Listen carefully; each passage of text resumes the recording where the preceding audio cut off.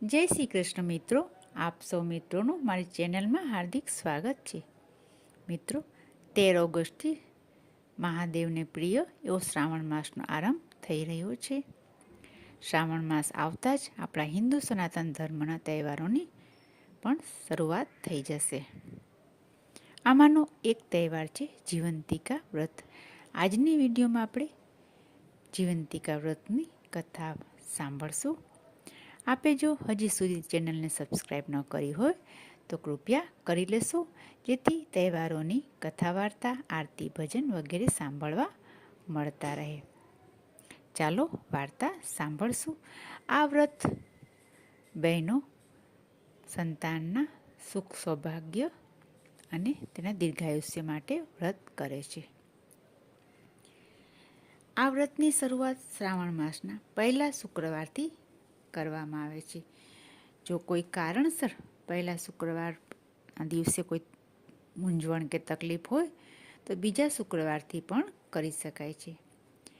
વ્રત કરનારે સવારે વહેલા ઉઠી નાહી ધોઈ લાલ વસ્ત્રો પહેરવા, 5 દિવેટનો દીવો કરવો, એક પાટલા ઉપર દીવો મૂકવો, પત્ર, પુષ્પ, ચોખા, કંકુ, અબીલ, ગુલાલ વગેરેથી જીવંતિકા માનું પૂજન કરવું.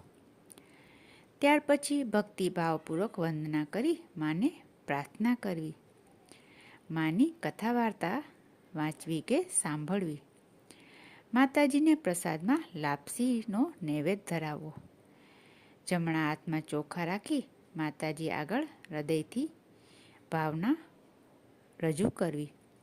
ત્યાર પછી ચોખાના દાણાને ચારે દિશામાં વેરી દેવા. ત્યાર પછી મનનો સંકલ્પ માતાજી સમક્ષ રજૂ કરવો. ત્યાર પછી માતાજીની માફી માંગવી કે પૂજામાં કંઈ પણ ભૂલચૂક થઈ ગઈ હોય તો માં અમને માફ કરશો. ત્યારબાદ માતાજીને ધરાવેલો પ્રસાદ વ્રત કરનારે આરોગવો. આ પ્રસાદ એક જ સમયે લેવાનો હોય છે. આ દિવસે પીળા વસ્ત્રો પહેરવા નહીં. આ વ્રતની કથા આ પ્રમાણે છે. ઘણા વર્ષો પહેલાં મિહિર નામનો એક રાજા થઈ ગયો. આ રાજાની રાણીનું નામ સુલક્ષણા હતું.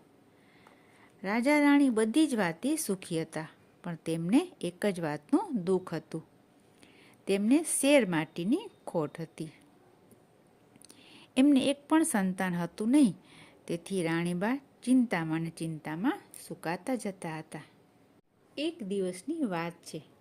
રાણી ઉદાસ મનથી પોતાના ઓરડામાં બેઠા હતા. તેવામાં ત્યાં એક દાસી આવી ચડી.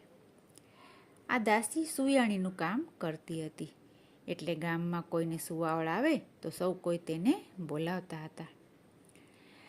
રાણીના મનની દશા જોઈ દાસી તેના મનની વાત કળી ગઈ, એટલે કે સમજી ગઈ. તેણે રાણીને કહ્યું, રાણીબા, તમે આટલી બધી ચિંતા શા માટે કરો છો? તમે આજ્ઞા કરો તો હમણાં તમને હું ઉપાય બતાવું. દાસીની વાત સાંભળી રાણીબાએ કહ્યું, બોલ, શું ઉપાય છે? દાસીએ ધીમેથી રાણીના કાનમાં કહ્યું, જુઓ રાણીબા, ગામમાં એક બ્રાહ્મણીને 3જો મહિનો જાય છે. આજથી તમે સગર્ભા છો એવો તમે ઢોંગ કરો, પછી આગળનું કામ હું સંભાળી લઈશ. દાસીની આવી વાત સાંભળી રાણીએ પ્રથમ તો ખૂબ જ ખચકાટ અનુભવ્યો, પણ દાસીએ તેમને કહ્યું, તમે જરા પણ ડરશો નહીં. આ વાતની ખબર કોઈને પણ નહીં થવા દઉં. રાણીએ તો દાસીની વાત માની લીધી. હવે પોતે ગર્ભવતી છે એવી વાત ફેલાવા માંડી. આ વાતને 7 મહિના વીતી ગયા. ત્યાં બ્રાહ્મણીને મધરાતે દાસીને તેડાવી. મધરાતે બ્રાહ્મણીએ પુત્રને જન્મ આપ્યો. દાસી તો છાની માની આ પુત્રને લઈને ચાલતી થઈ અને રાણીના ઓરડાની પાછલી બારીએથી દાખલ થઈ બાળક રાણીને આપી દીધું. રાણી તો રાજી રાજીના રેડ થઈ ગયા. સવાર થતાં જ આખા રાજભવનમાં આ વાત ફેલાઈ ગઈ. બધા રાજાને ત્યાં પુત્રનો જન્મ થયો છે સાંભળી રાજીના રેડ થઈ ગયા. જ્યારે આ બાજુ બ્રાહ્મણી પોતાના પુત્ર ગુમ થતાં દુઃખમાં આંસુ સારવા લાગી. આ જે બ્રાહ્મણી હતી તે જીવંતિકા દેવીનું વ્રત કરતી હતી. એટલે દેવી તેના બાળકનું રક્ષણ કરવા રાજભવનમાં પણ આવ્યા. હવે સમય જતાં આ રાજકુમાર મોટો થવા લાગ્યો. તે રાજકુમારનું નામ ભરત પાડવામાં આવ્યું. થોડા સમય બાદ રાજા મૃત્યુ પામ્યો. એટલે આ રાજકુમાર એટલે કે ભરતકુમારને રાજગાદીએ બેસાડ્યો. આ ભરતકુમાર ખૂબ જ દયાળુ અને ધાર્મિક સ્વભાવનો હતો. તે પ્રજાને પુત્ર સમાન ગણતો હતો. એક દિવસ રાજા ભરતકુમાર પોતાના પિતાનું શ્રાદ્ધ કરવા માટે ગયાજી જવા નીકળી પડ્યા. રસ્તામાં તે એક વાણિયાને ઘેરે રાત રોકાયો. આ વાણિયાને 6 બાળકો થયા ને 6 બાળકો વારાફરતી છઠ્ઠે દિવસે મૃત્યુ પામતા. આજે 7મા બાળકની છઠ્ઠી હતી અને વિધાત્રી દેવી લેખ લખવા આવવાના હતા. હવે બન્યું એવું કે ઘરના બધા ઊંઘી ગયા હતા. ત્યારે માં જીવંતિકા રાજકુમારનું રક્ષણ કરતા બારણા પાસે ઊભા હતા. મધરાત થઈ ત્યાં વાણિયાને ત્યાં વિધાત્રી દેવી પધાર્યા. એટલે જીવંતિકા માતાએ આડું ત્રિશૂળ ધર્યું અને કહ્યું, દેવી વિધાત્રી, તમે અહીં કેમ આવ્યા?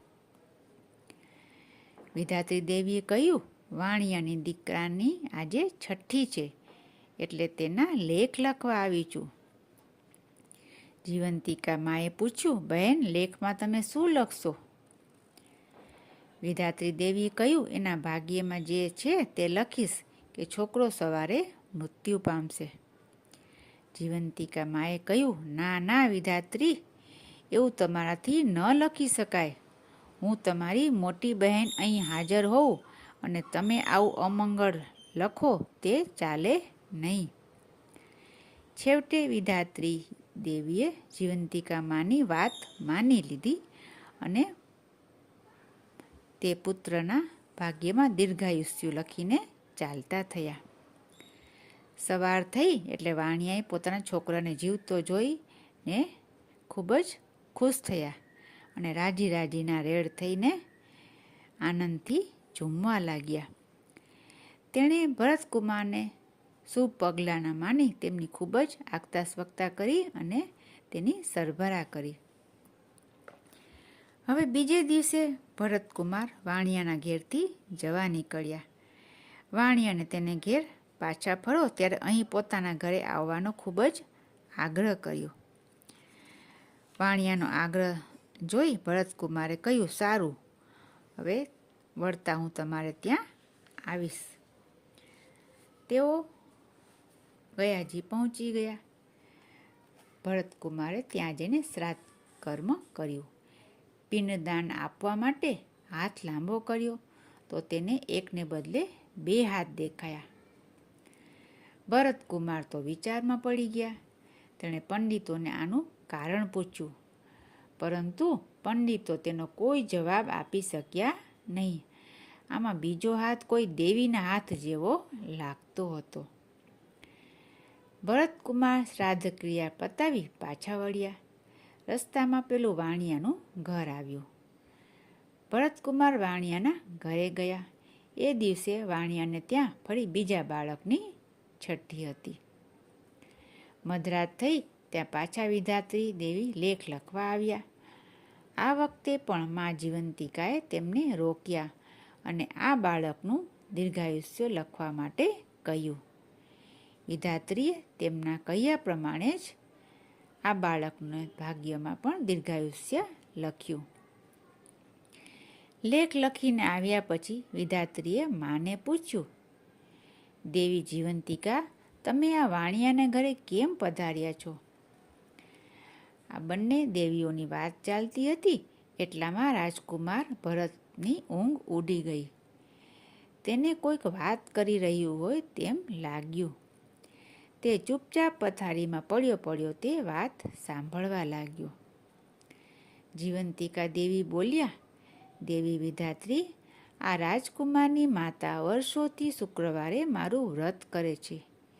તે દિવસે પીળા વસ્ત્રો પહેરતી નથી, પીળા અલંકારો ધારણ કરતી નથી, ચોખાના પાણીને ઓળંગતી નથી અને પીળા માંડવા નીચે જતી નથી. તેથી મારે આ રાજકુમારની રક્ષા કરવી પડે છે. એ જ્યાં જાય ત્યાં મારે જવું પડે છે.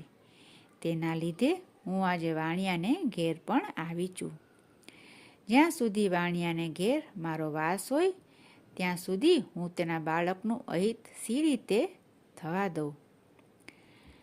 જીવંતિકા માની વાત સાંભળી વિધાત્રી દેવીએ કહ્યું, ભલે. હવે સવાર થઈ તો વાણિયાએ જોયું તો તેનો બીજો દીકરો પણ હેમખેમ રમતો હતો. એને લાગ્યું કે નક્કી આ ભરતકુમાર કોઈ મહાન વ્યક્તિ લાગે છે. બીજે દિવસે ભરતકુમારે જવા માટે રજા માંગી. ત્યારે વાણિયાએ એમને આનંદથી રજા આપી. થોડા જ દિવસમાં ભરતકુમાર રાજમહેલમાં પાછા ફર્યા. રાજમહેલમાં આવીને તેણે રાણીમાને પૂછ્યું, માં, તમે કયું વ્રત કરો છો? રાણીએ કહ્યું, બેટા, હું તો એક પણ વ્રત કરતી નથી. આ સાંભળી રાજકુમારને ખૂબ જ નવાઈ લાગી. તેને ખાતરી થઈ ગઈ કે આ મારી સગી માં નથી. તેણે પોતાની માને શોધી કાઢવાનું નક્કી કર્યું. શ્રાવણ માસના પહેલા શુક્રવારે રાજા ભરતકુમારે આખા નગરમાં ઢંઢેરો પીટાવ્યો કે આજે નગરની બધી સ્ત્રીઓ પીળા વસ્ત્રો પહેરીને જમવા આવે. કોઈએ ઘરે રહેવું નહીં. આવો ઢંઢેરા પાછળનો હેતુ એ હતો કે ભરતકુમારને પોતાની માને શોધવી હતી. હવે શુક્રવારનો દિવસે બધી સ્ત્રીઓ પીળા વસ્ત્રો પહેરી જમવા આવી. પણ આ રાજકુમારની જે અસલી માં હતી તે આવી નહીં. રાજકુમારે નગરમાં તપાસ કરાવી કે કોઈ બાકી તો નથી રહી ગયું ને. તપાસ કરતાં તેને જાણવા મળ્યું કે એક બ્રાહ્મણી આવવાની ના પાડે છે. તે બ્રાહ્મણીએ જીવંતિકા માનું વ્રત હોવાથી તે પીળા વસ્ત્રો પહેરશે નહીં. હવે આ વાત સાંભળી રાજા ભરતકુમાર આખી વાત સમજી ગયા. તેણે બ્રાહ્મણી માટે લાલ વસ્ત્રો મોકલ્યા. બ્રાહ્મણી લાલ વસ્ત્રો પહેરી રાજમહેલમાં આવી. રાજકુમાર પોતાની માને જોઈ ખૂબ જ રાજીના રેડ થઈ ગયા. માં દીકરો સામસામે મળતા જ બ્રાહ્મણીના સ્તનમાંથી દૂધની સેર નીકળી અને રાજકુમારના મોંમાં પડી. આ જોઈ બધા ખૂબ જ અચરજ પામ્યા. રાજકુમારે રાણીમાને આ બાબતે પૂછ્યું. ત્યારે રાણીમાએ રડતા રડતા બધી હકીકત જણાવી દીધી. રાજકુમાર પેલી બ્રાહ્મણીને માં કહીને ભેટી પડ્યો અને તેને પોતાની સાથે રાજમહેલમાં રાખી. જીવંતિકા માના વ્રતના પ્રભાવથી બ્રાહ્મણીને પોતાનો ખોવાયેલો પુત્ર પાછો મળ્યો અને માતાજીએ હંમેશા તેનું રક્ષણ કર્યું. આ માટે સ્ત્રીઓ પોતાના સંતાનના રક્ષણ માટે જીવંતિકા માનું વ્રત કરે છે, જેથી તેનું સંતાન હર હંમેશ હેમખેમ સુખરૂપ રહે. હે મા જીવંતિકા, તમે જેવા બ્રાહ્મણના બાળકનું રક્ષણ કર્યું તેવા વ્રત કરનાર સૌના બાળકનું રક્ષણ કરજો અને એમને સુખ સંપત્તિ આપજો. મિત્રો, આ હતી જીવંતિકા માની વ્રતની કથા. આપને વિડીયો સારી લાગી હોય તો લાઈક કરશો, કોમેન્ટમાં જય શ્રી કૃષ્ણ લખશો અને બીજા મિત્રોને શેર કરશો, જેથી અન્ય ભક્તો બહેનો પણ આ કથા વાર્તાનો લાભ મેળવી શકે. ફરી મળીશું બીજી વિડીયોમાં. ત્યાં સુધી જય શ્રી કૃષ્ણ.